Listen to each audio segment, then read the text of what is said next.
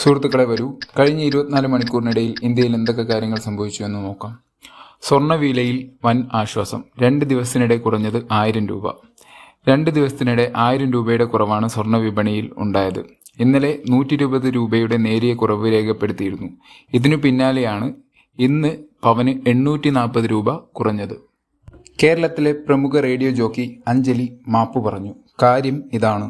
RJ Anjali എന്ന പേരിൽ സമൂഹ മാധ്യമങ്ങളിൽ സജീവമായ അഞ്ജലിക്കെതിരെ കടുത്ത സൈബർ ആക്രമണമാണ് ഇപ്പോൾ നടക്കുന്നത്. ഇതിന് കാരണം അഞ്ജലിയും സുഹൃത്തായ നിരഞ്ജനയും കൂടി നടത്തിയ ഒരു പ്രാങ്ക് കോളാണ്.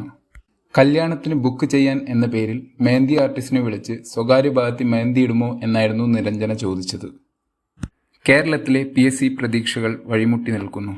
PSC റാങ്ക് ലിസ്റ്റിൽ 1ാം സ്ഥാനം നേടിയ 2 പേർക്ക് ഇതുവരെ നിയമനം ലഭിച്ചില്ല.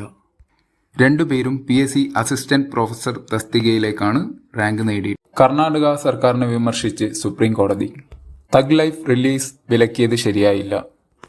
വാക്കിനെ വാക്കുകൊണ്ടും വരികളെ വരികൾ കൊണ്ടും നേരിടണമെന്ന് സുപ്രീം കോടതി പറഞ്ഞു. Follow four daily updates.